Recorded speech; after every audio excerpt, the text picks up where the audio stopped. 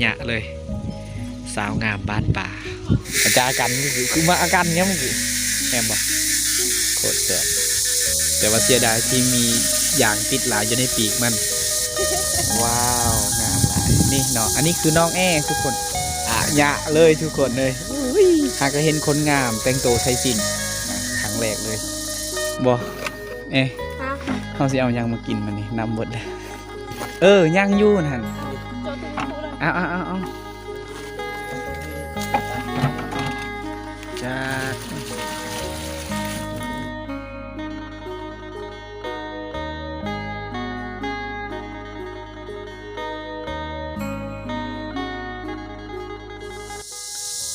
เอาสบายดีทุกคนสบายดียามตอนแรงทุกคนเลยตอนนี้ไอเคอยู่ที่หมู่บ้านหาลังคาก็คือหมู่บ้านน้องแอสาวน้อยในชนบทที่มีอยู่ทั้งหมู่บ้านนี้มีอยู่ผู้สาวผู้เดียวก็คือน้องแอนั่นเลยนะตอนนี้ก็จะพาทุกคนไปเบิ้งวิถีชีวิตน้องแอเพื่อนทุกคนเลยนะไอเคน่าจะถ้าทุกคนอยากเบิ้งวิถีชีวิตน้องแอเพื่อนก็เข้าไปเบิ้งทางวิดีโอก่อนก็มีนะแต่ว่าช่วงนี้นะวิดีโอนี้มือนี้ไอเคจะพาทุกคนไปเบิ่งวิถีชีวิตน้องเพื่อนมาจะได้เห็นอีกอย่างแน่ในส่วนตอนแรกทุกคนนะตอนนี้น้องเพื่อนกำลังขึ้นเงื่อนเลยนี่แหละโอ้ยนุ่งสินงามลายสาวล่าวบานป่าในโซนบททุกคน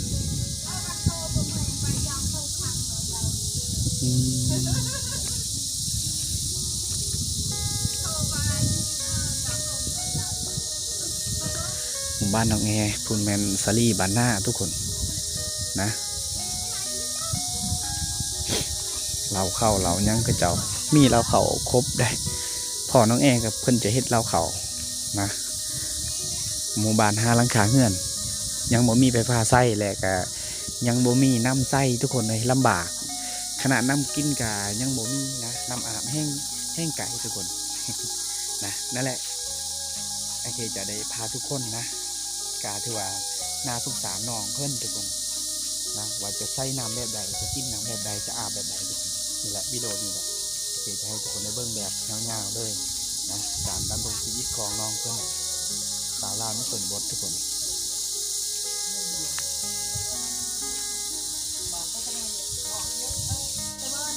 ขออนุญาตขึ้นเฮือนทุกคนเลยนี่โอ้ยมาไปหากินน้องเพิ่นซื้ออีกบนห่อปลากันนี้ได้ปลาแสบมกแสบคักปลาตัวนี้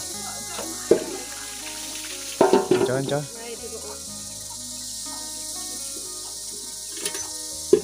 มีน้ำแน่เขาว่าไปตักน้ำก้อนไปเด้อไปยัดเด้อไป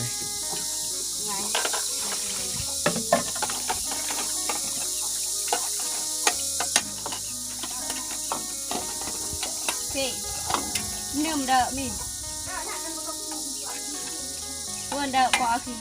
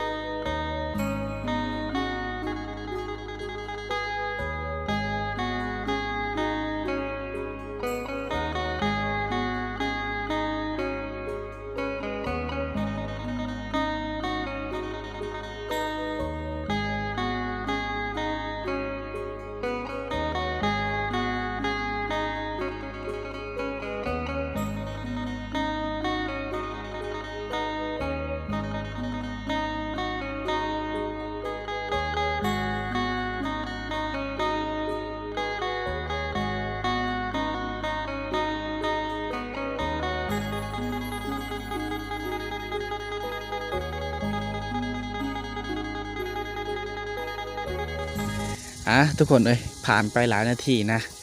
เมื่อกี้ไอเคได้ให้ทุกคนได้เบิ้งน้องแอล้างจานเฮ็ดอยู่เฮ็ดกินขัวอาหารหรือว่าแกงอาหารป่าที่น้องเพื่อนไปสอนได้นั่นแหละทุกคนและก็ตอนนี้จะพาไปเบิ้งอีกน้องคนหนึงอันนี้คือหมู่น้องแอมาลินน้ำเนี่ยน้องเพื่อนเลยทุกคนมาลินน้ำน้องแอเนี่ยเพราะว่าหมู่บ้านนี้มีอยู่น้องแอคนเดียวผู้ชายและก็มีน้องคนนี้และก็สีพาทุกคนไปเบิ้งน้องคนนี้ติดจักรจันทร์นะทุกคนเลยสาวงามบ้านป่าได้ติดจักรจันทร์โทรศัพท์อุ้ยนะ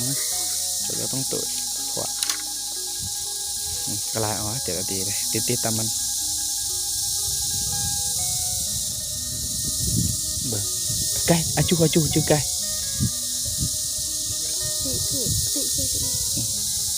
เอา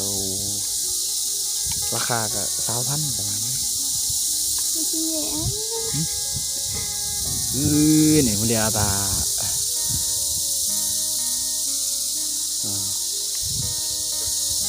อันนี้นะเขาให้ติดโนอย่างตัวนี้แต่ว่าเขาติดจักรจันทร์แห้งได้แห้งง่ายแห้งสบายทุกคนนะโอ้ติดกินเลยถ้าว่าได้ก็กินเลยนะน้องเพิ่นทุกคนโอ้ยน้องเพิ่นงามหลายใหญ่ไวแต่ได้ทุกคนเลยไอเคมาปีกายนี่นะน้องเพิ่นยังน้อยนะมาได้พอน้องเพิ่นโอ้ไอเคก็แบบว้าวโอ้ต่อกล้วยเด้ขอยเด้อนี่เออ3 ตัวเลยมาวันนี้ว้าวเก่งหลายอยากเบิ่งหน้าตาคนงามดิว่าเก่งเลยนี่คนเลย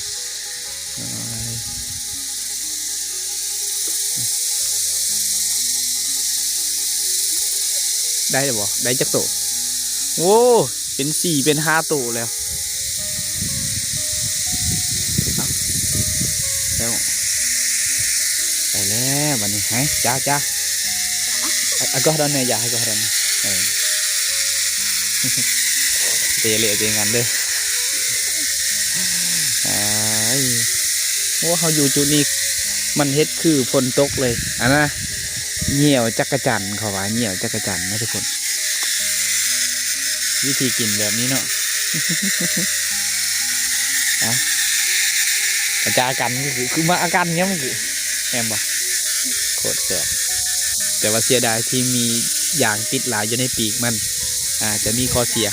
ฮะ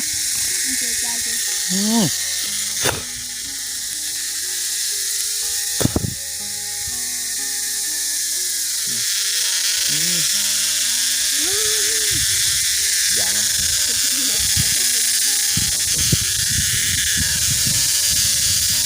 กินดิบเลยแห้งรักถ้าว่าขัวแห้งครับ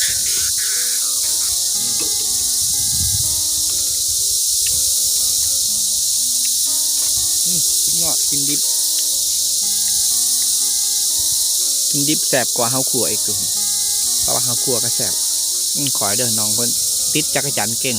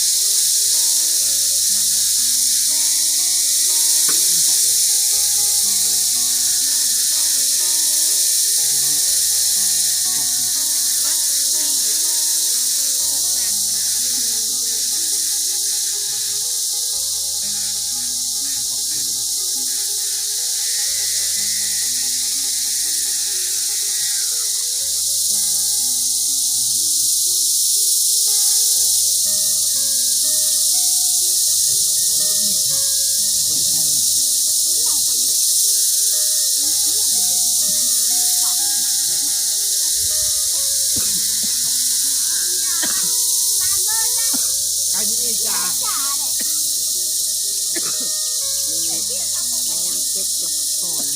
กำลังติดอันนั้นติดจักรจันทร์นี่เลยได้บ่น้องเจ๊กนี่จักรจันทร์มันต้นนั่นเนาะเดี๋ยวทายอันน้องแอร์ก่อนเลยจังไปเบิ่งน้องคนนี้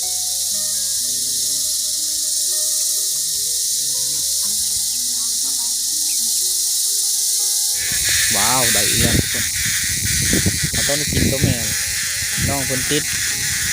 เก่งนี่น้องนะ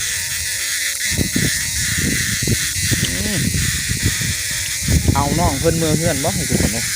เพราะว่าน้องเพิ่นติดจักรจันทร์เก่งนะกินมัน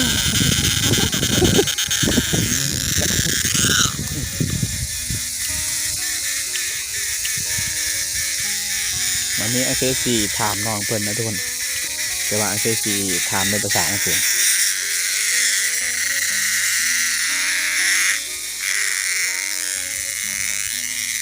ได้มีเจาะชุดอะไรคืองามหลายอายุเอ็นชิก็หมอยอายุมั้ง16 ปีโอเคถามอายุก่อนเนาะตอนนี้น้องเพิ่น16 ปีน้องเจ๊กนะทุกคนน้องเจ๊ก16 ปีได้ทุกคนนะตอนนี้มีแฟนหรือว่ายังมีแฟนแล้วบอกเอ้าคือว่าโสดตลอดว้าวคนงามปานนี่บ่มีไผหมักนั่นเอาน้องเจ๊กตัวไอเคแล้วทุกคนเลยนะคนงามปานนี่ว่าบ่มีไผหมักไว้อย่างโสดบ่ได้แล้วบ่เชื่อแล้วเรื่องนี้นะ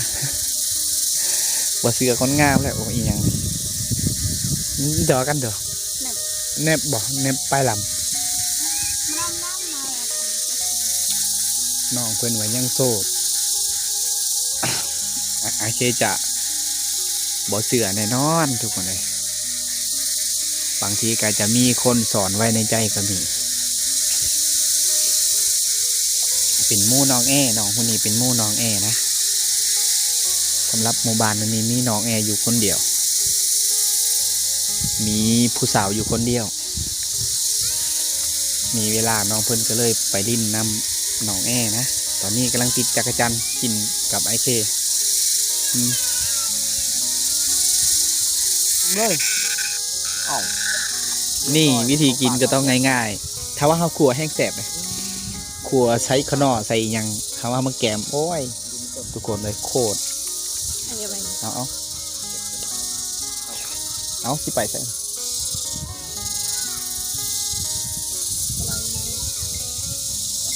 จ้าเสียงอะไรก็จ้าเสียงมันน้ำแหละเอาหมดแล้วทาก่อน ไว้เจ็ดทำไม อย่างหมดแล้วต้องได้เอาอย่างไหมน่ะโอเคมาให้สอบกับมาเองรั่วอร่อยจริงเลยอะไรโน่ไว้เนี่ยมันเคยตักบ้านมุกตุกอุ้ยเลยเวลาเบิร์นบางก็ตัดมาเองที่ฉันสีสอบก็เบิร์นแต่เด็กต้องตะเบียนละไหมอย่าบาเดียวโอ้ยเกือบติดมือน้องเพิ่น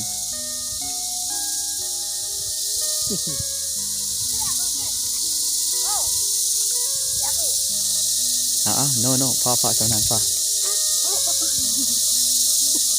โอ้ยเหี่ยวจักรจันทร์ซ้ำว่าฝนตกทุกคนเลยไอเจฮาก็เห็นว่าจักรจันทร์อยู่ติดกับเหือนคนหลายป่านนี้ปกติมันอยู่ในดงเลยในดงในป่าในโคกนะมีหลายแต่ว่านี่อยู่ติดอยู่กลางหมู่บ้านเลยนี่แหละเป็นวิถีชีวิตสาวเล่าบ้านป่าพาติดจักรจันทร์สาวโสด16 ปีพาติดจักรจันทร์สาวโสด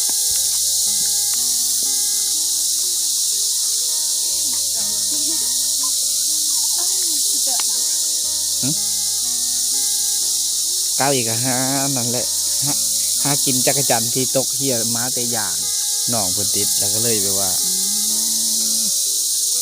คนสูงแน่ได้นี่เด้ระวังเด้อน้องเดียวมันอันนั้นว้าว2 โตเอา3 โตพ่อพูละโตนี่แถวนี้ละเบิด ว้าวว้าวย าวถั่วแท้เลยว่าเป็ดจะยาวถั่วโอ้ไหนถั่ว สุดยอดเลย ว้าวงามหลายนี่เนาะอันนี้คือน้องแอทุกคนมากินเลยเพิ่นแห้งน้องแอเพิ่นแห้งติดเก่งได้เพิ่นโอ้ยแบบนี้แหละสุดสาวหลาบานป่าเด็กน้อย2 ตัวอ่ะหยะเลยทุกคนเลยอุ้ยหากะเห็นคนงามแต่งตัวใส่สิ้นนะครั้งแรกเลยที่เห็นน้องแอใส่สิ้นว้าว อันยายให้กี่ครั้งน่ะ ยาย ตะบัดหับมันเปื่อนบ่ให้ตาหนาตอนนั้นน่ะดีบ่ยายนี่เอาตาเนียวๆบีอ้อ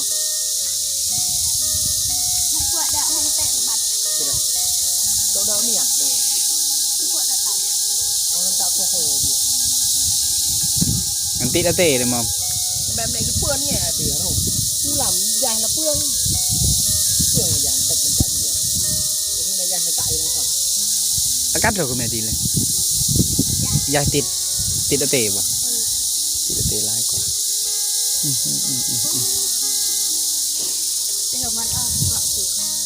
แต่ว่าจ่าละจีนเฉยเลยพี่เองđó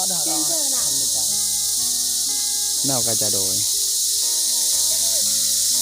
นี่น้องเพิ่นเฮ็ดใส่ทานผู้ส้มเอากินแม่น้องไง หัดเลิกคนเบิ่ง เฮาหักคนเบิ่งได้ทุกคน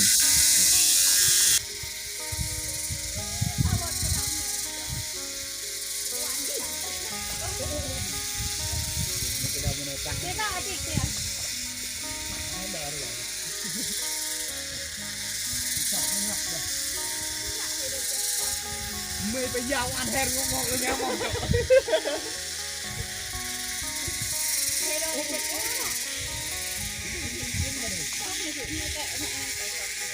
กินนะใช่เดี๋ยวนี้ก็มีไม่ต้องพ่อ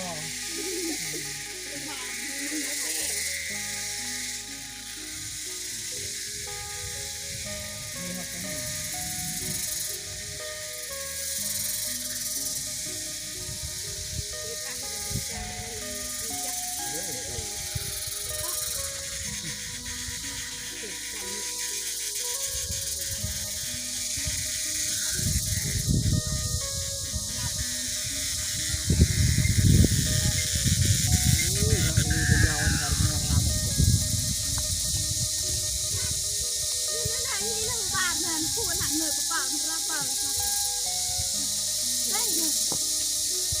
เนาะไป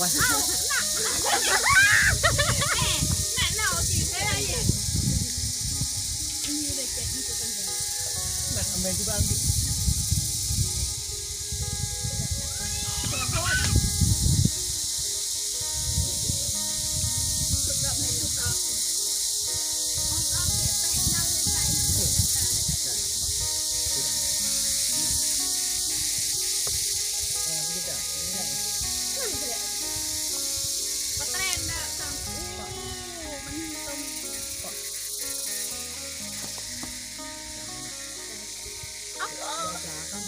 ก็เด่นเนาะก็เด่นแล้วมันนานเนี่ยหัว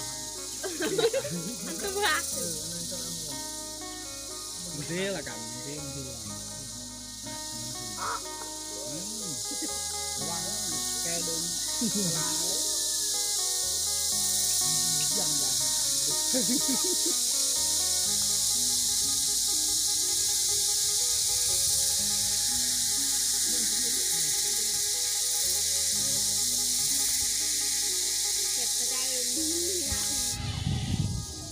เอาทุกคนเลยเมื่อกี้เราได้ติดจักรจันทร์กับน้องเพิ่นนะสาวลาวปานป่าพาติดจักรจันทร์ทุกคนตอนนี้สิ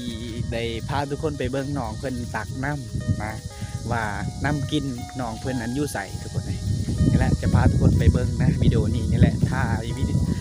ยให้ทุกคนได้เบิ่งในวิดีโอก่อนก็บ่ได้ถ่ายให้ทุกคนได้เบิ่งช่วงงานไปตักน้ำตำเข้าทุกคน แต่ว่าวิดีโอนี้กาเคจะถ่ายทุกคนในเบิ้งนะน้องแอไปซักน้ำกินน้องหวานอยู่พุ่นทุกคนนะมันจะแม่นแท้หรือบอกว่าตอนนี้น้ำยั่งหรือบอกทุกคนนะไปมาลุ้นน้ำกันทุกคน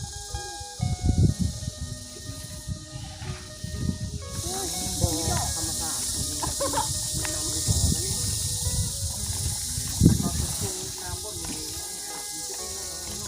นะบ่าวสลีกับกำลังย่างข่างเคียงข่างกับผู้สาวเลย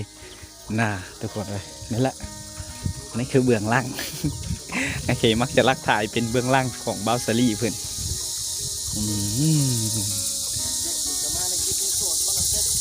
หลังจากที่ติดจักรจันทร์แล้วทุกคนเลยตอนนี้ก็จะได้คือว่าแล้วทุกคนที่ไปตักน้ำนะบางทีก็จะได้เฮ็ดอยู่แต่งอยู่ครัวกินตอนนี้ก็สิไปตักน้ำที่ทุกคนแต่น้องเพิ่นเว้าเมื่อกี้นะยังบ่ฮู้ว่าน้ำสิมีหรือบ่ทุกคนเพราะว่ายามนี้เดือน5นะฝนบ่ได้ตกเลยทุกคนนะพาไปเบิ่งกันแล้วทุกคนบ่ช่วงนี้ยังมีน้ำหรือบ่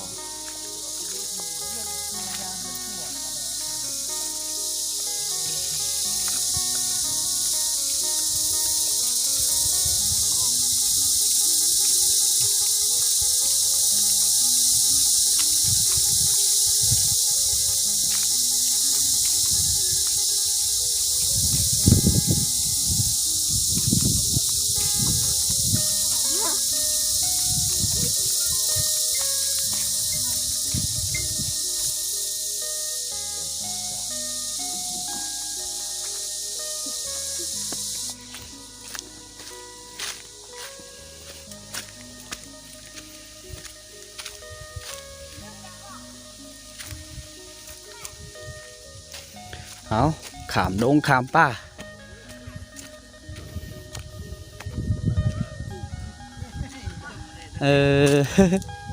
ได้เจอพ่อเพื่อนมาแต่ตักน้ำ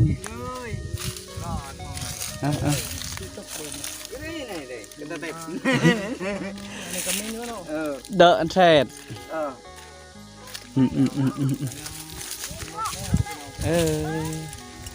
ในระหว่างทางได้เจอพ่อเท่ามาตักน้ำกับแม่เท่าทุกคนนะให้เจ้าว่าน้ำเบิดแล้ว แต่นอกไงเขาน่ะบ่ฮู้ว่าซีมีน้ำมือเพื่อนหรือบ่นะนี่แหละหยะเลยช่วงนี้โอ้ยประมาณ300หรือว่า400 เมตรได้ทุกคนเลยจากเฮือนน้องแอจากบ้านน้องแอไปหาบ่อน้ำนำใบเลยวันนี้ อยู่นี่บ่ไหนบ่โอ้ยหยะเลยทุกคนเลยนำกินกับบ่ค่อยมี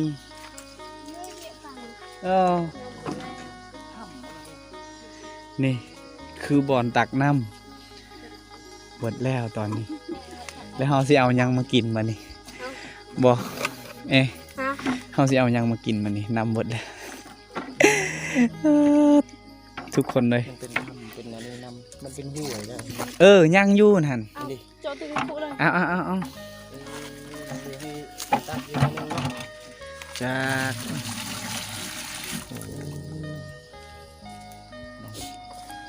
มันเป็นดินซุ่มอยู่นี่นะเพราะว่าอันนี้บอนก็จะว่าบอนมันจะเกิดมันจะอ่องนั่นซุ่มตะการละตามันขุ่นเบิดแล้วหมดเลยทุกคนเลยน้ำโรเลียงวิถีชีวิตของชาวบ้านในหมู่บ้านหาลังคือว่าจุดนี้จุดเดียวเป็นแหล่งน้ำสำคัญในหมู่บ้านแล้วบัดนี้คุตัวนี้บ่ได้แล้วทุกคนขนาดคุตัวนั้นก็ยังบ่พอนะทุกคนเลยว่าจะเป็นน้ำอันนี้น่าจะแม่นเส้นทางขึ้นภูไปให้ไปสวนเขาเจ้าอยู่ทุ่งภูทุกคนเลยอันนี้เส้นทางตัวนี้นะมันน่าจะแม่นโอ้ทุกคนเลย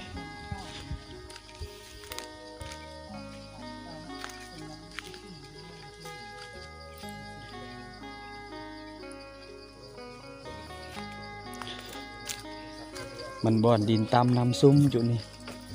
โอ้ย นี่คือน้ำกินของน้องเพิ่นแต่ละเทือถ้าไผที่มาก่อนเด้อทุกคนถ้าไผที่มาก่อนก็ต้องได้มีน้ำใสๆหน่อยหนึงแต่ว่าตอนนี้น้ำขุ่นนะ กินได้นะ ถ้าไผที่มาตำลั่งก็อาจจะบ่ได้นำคักโอ้ยต้องได้แบ่งกันไปวันนี้เอาแล้วทุกคนบ่มีน้ำวันนี้เอาเบรไปเมื่อวันนี้ ผมจะนำมาตักแล้ว โอ้ยบ่มีน้ำแล้วทุกคนเลย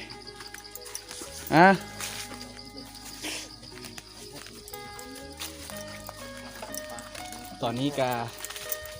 นี่แหละทุกคนนะน้ำกินกันยังบ่มีทุกคนเลยยามนี้โอ้ยจักเขาเจ้าจีกินนั่นใดถ้าอีกยังประมาณ 3-4 ชั่วโมงมันจะออกมาคักใส่คักทุกคนนะนั่นแหละการใส่ชีวิตของคนเฮามันบ่คือกันทุกคนนะสงสารน้องเพิ่นทุกคน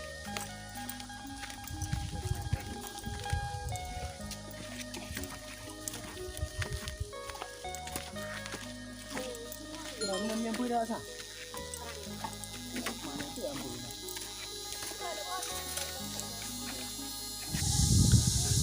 ทุกคนเอ้ยแล้วทุกคนเอ้ยตอนนี้ก็ได้ย่างมาหอดหมู่บ้านแล้วทุกคน ว่าสิไปเอาน้ำแต่นำเบิดก่อนนะเพราะเฒ่ากับแม่เราเพิ่นปักแล้วก็เอาเบิดก่อนก็เลยน้องแอ้กับน้องเจ๊กบ่ได้มีน้ำทุกคนนี่หิวเมื่อทอกระตุกแล้วก็มีน้ำแล้วพูละลิตรหนึ่งถ้าเทียบเป็นลิตรได้พูละลิตรหนึ่งนะโอ้ทุกคนเลยจักให้เจ้าสิกินอย่างก่อนเลย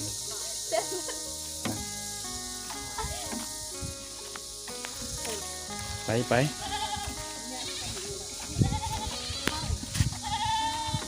เอ้าแบะ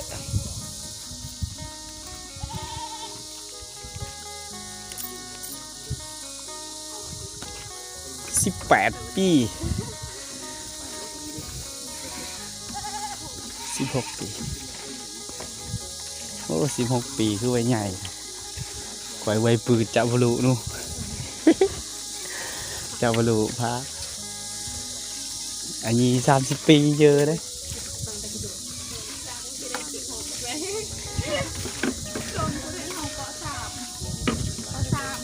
โอ้พอได้มีน้ำอยู่ น้ำหมดแล้วทุกคนเลยน้ำเยอะแล้ว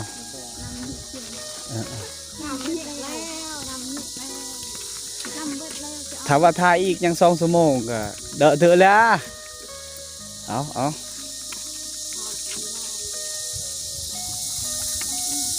โอ้ยตำงวนหินทุกคนเลยนี่แหละมันเป็นวิถีชีวิตสาวน้อยบ้านป่าในชนบททุกคนเลยในยามตอนแรงนะหาอยู่หากินทุกคนหลังจากหาอยู่หากินมาหอดเฮือนมาหอดหมู่บ้านก็จะได้แต่งอยู่พวกกินให้พ่อให้แม่กินสู่พ่อแม่กินนะหลังจากนั้นก็สิไปเฮ็ดเวียกช่วยพ่อแม่นี่แหละทุกคนเลยนี่แหละอย่างที่ทุกคนได้เห็นนั่นแหละนะไปตักน้ำตักในทุกคนแต่พอดีว่ามาหอดน้ำมันเบิดทุกคนเลยโอ้ยมันเป็นวิถีชีวิตสาวเล่าบ้านป่าวิถีชีวิตน้องแอร์เพื่อนนะครับทุกคนนะเอาทุกคนเลยขอขอบใจทุกคนที่รับชมและกดไลค์กดแชร์วิดีโอนี้ทุกคนเลยสำหรับวิดีโอนี้ไอเคจะขอโจไว้สักนิดก่อนทุกคนเลยอย่าลืมติดตามวิดีโอใหม่ตอนต่อไปทุกคนบ๊ายบาย